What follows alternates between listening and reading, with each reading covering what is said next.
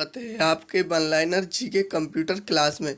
तो साथियों, इस क्लास में हम कंप्यूटर संबंधित महत्वपूर्ण प्रश्न लाए जो कि गत परीक्षाओं में पूछे गए, अर्थात पिछली पिछली परीक्षाओं में पूछे गए प्रश्न हैं। तो साथियों, वीडियो को बिना स्किप करे पूरा देखना और साथ ही कमेंट कर कमेंट बॉक्स में बताना कि आपको इनमें से कितने क्वेश्चन आए।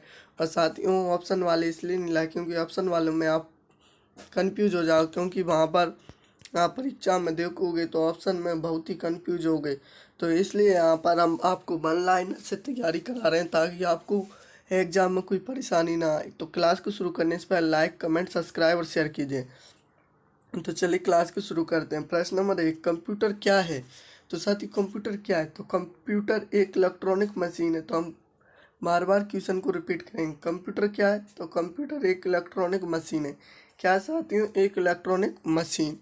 क्वेश्चन नंबर 2, कैलकुलेटर का आविष्कार कब और किसके द्वारा किया गया? तो बताइए, कैलकुलेटर का आविष्कार कब और किसके द्वारा किया गया? तो कैलकुलेटर की बात करें तो साथियों 1642 में पास्कल द्वारा किया गया। तो किसके द्वारा किया गया साथियों कैलकुलेटर का आविष्कार? हमारे साथ बोलो। 1642 में पास्कल के द्वारा कैलकुलेटर का आविष्कार किया गया। प्रश्न नंबर 3, कंप्यूटर में मेमोरी कहाँ स्थित होती है? तो साथियों, कंप्यूटर में मेमोरी सीपीयू में स्थित होती है। कहाँ पर होती है साथियों? सीपीयू में स्थित होती है। नेक्स्ट प्रश्न नंबर 4, मेमोरी कितने प्रकार का होता है? तो बताइए, मेमोरी कितने प्रकार का होता है साथियों? तो मेमोरी 2 प्रकार का होता है साथियों। कितने प्रकार की होती है मेमोरी? तो 2 प्रकार की। प्रश्न नंबर 5, कंप्यूटर का ब्रेन किसे कहा जाता है? तो साथियों, कंप्यूटर के ब्रेन किसे कहा जाता है? तो कंप्यूटर के ब्रेन की बात करें तो सीपीयू को कहा जाता है। तो कंप्यूटर के ब्रेन किसे कहा जाता है साथियों? सीपीयू को। प्रश्न नंबर 6, मॉनिटर को क्या कहा जाता है? तो मॉनिटर को बीडीयू कहा जाता है साथियों। क्या कहा जाता है? बीडीयू। मॉनिटर क्या कहा जाता है? बीडीयू। प्रश्न नंबर 7, फंक्शन की संख्या कितनी होती है? तो फंक्शन की संख्या कितनी होती है साथियों? तो फंक्शन की संख्या 12 होती है। कितनी होती है साथियों? 12 होती है। प्रश्न नंबर 8, लन का पूर्ण रूप क्या है? LN यानी लन का पूर्ण रूप क्या है? तो आप पूर्ण रूप यानी फुल फॉर्म क्या है? तो साथियों, तो full form local era network है। क्या साथियों? हमारे साथ बोलो, लोकल एरा नेटवर्क इसकी फुल फॉर्म है। प्रश्न नंबर 9, वैन का पूर्ण रूप क्या है यानी कि फुल फॉर्म क्या है? किसी प्रकार से पूछे आपको पर राइट आंसर ही बताना। तो WAN का पूर्ण रूप क्या है साथियों यानी कि फुल फॉर्म क्या है? तो क्या है? Wide era network. क्या साथियों? Wide era network. इसका क्या है? Local era network. और इसका क्या? वाइड एरा नेटवर्क है। प्रश्न नंबर 10, कंप्यूटर के मशीनीकरण उपकरणों को क्या कहा जाता है? तो क्या कहा जाता है साथियों? हार्डवेयर। क्या कहा जाता है? हार्डवेयर कहा जाता है। प्रश्न नंबर 11, कंप्यूटर का जनक किसे कहा जाता है? तो कंप्यूटर के जनक तो ये सभी को पता होगा, किसको कहा जाता है? तो ये चार्ल्स बेबेज को कहा जाता है। प्रश्न नंबर 12, चार्ल्स बेबेज ने कंप्यूटर की खोज किस वर्ष की? तो किस वर्ष की साथियों? तो ये 1830 में की। कब की? 1830 में। प्रश्न नंबर 13, कंप्यूटर विज्ञान का पितामह किसे कहा जाता है? तो कंप्यूटर विज्ञान यानी कि कंप्यूटर विज्ञान का पूछता साथियों, यहाँ पर कंप्यूटर के जनक पूछा तो कौन है? Charles Babbage. अब कंप्यूटर विज्ञान का जनक कौन है साथियों? एलन ट्यूरिंग है को कहा जाता है। तो कंप्यूटर विज्ञान का पितामह किसको कहा जाता है? एलन ट्यूरिंग को।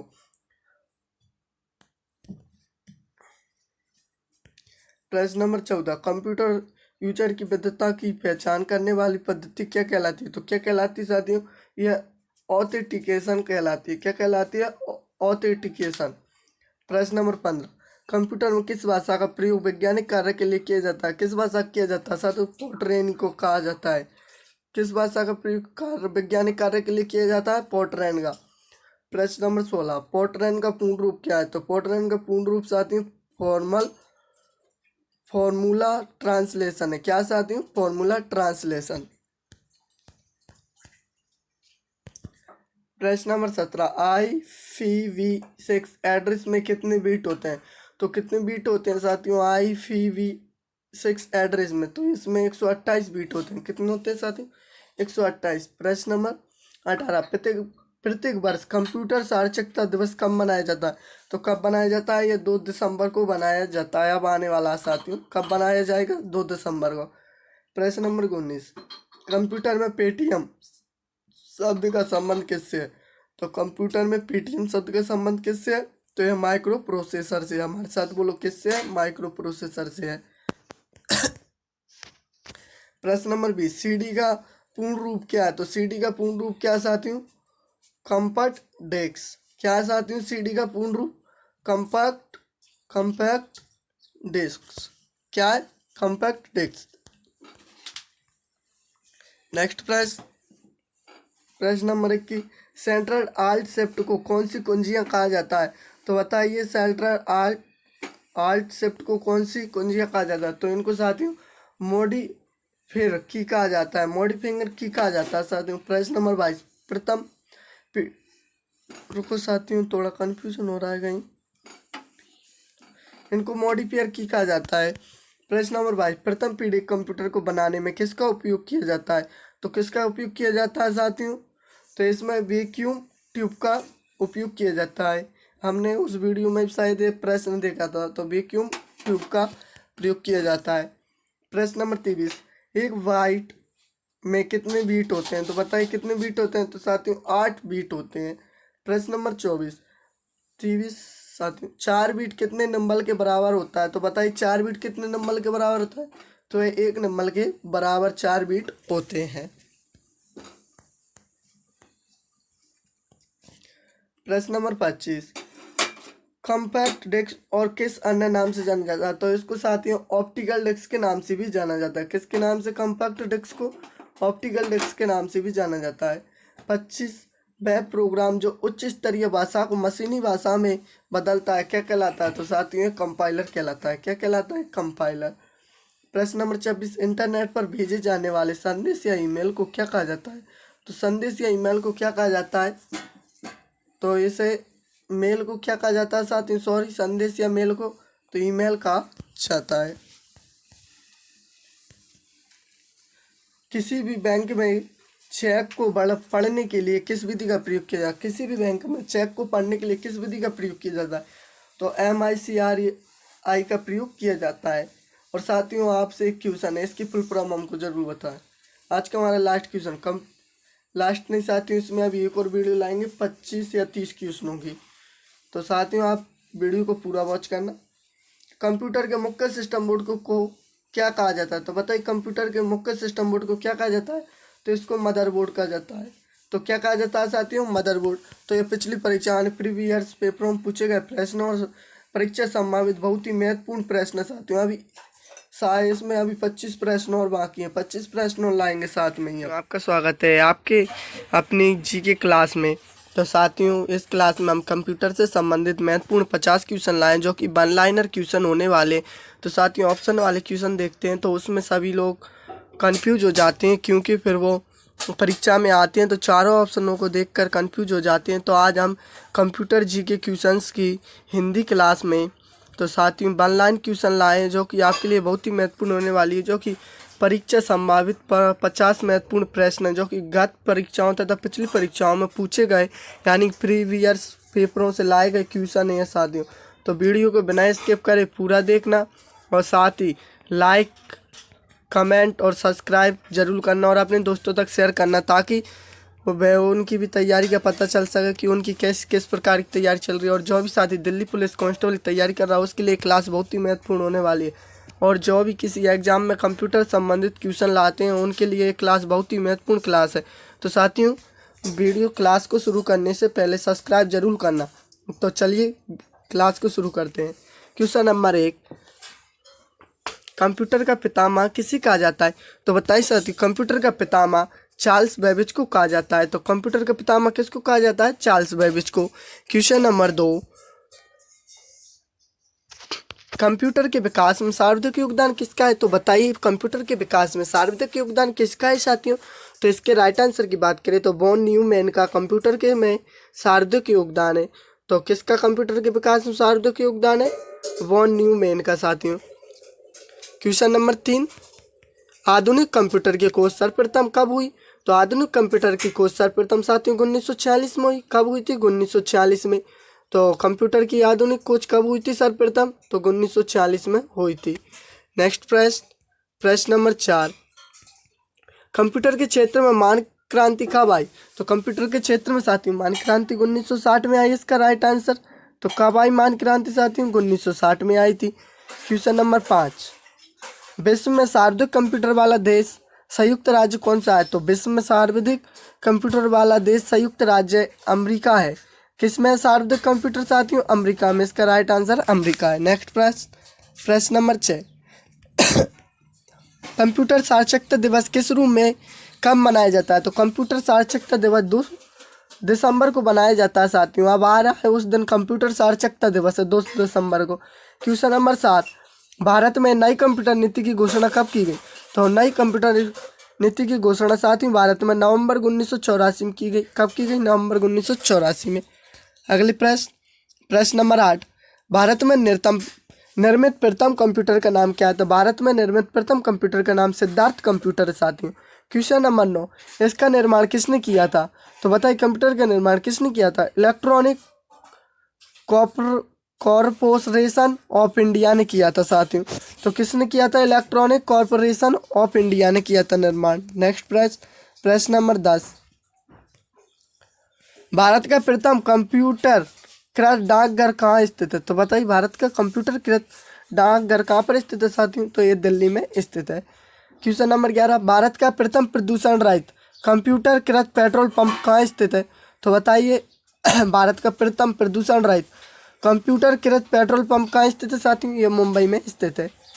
नेक्स्ट प्रश्न नंबर 12, निजी क्षेत्र के अंतर्गत स्थापित होने वाला प्रथम कंप्यूटर विश्वविद्यालय कौन सा? तो निजी क्षेत्र के अंतर्गत स्थापित होने वाला भारत का प्रथम कंप्यूटर विश्वविद्यालय कौन सा साथी? तो यह हमारा राजीव गांधी कंप्यूटर विश्वविद्यालय है। प्रथम विश्वविद्यालय साथियों कौन सा? राजीव गांधी कंप्यूटर विश्वविद्यालय। क्वेश्चन नंबर 13, भारत में प्रथम कंप्यूटर आरक्षण पद्धति कहाँ लागू की गई? तो यह नई दिल्ली में की गई। नेक्स्ट प्रश्न नंबर 14, भारत की सिलिकॉन घाटी किसको कहा जाता है? तो बेंगलुरु को सिलिकॉन घाटी कहा जाता है। भारतीय जनता पार्टी भारत की पहली ऐसी पार्टी है जिसने इंटरनेट पर आधारित बनाया है, वेबसाइट बनाई है साथियों। Question number 16,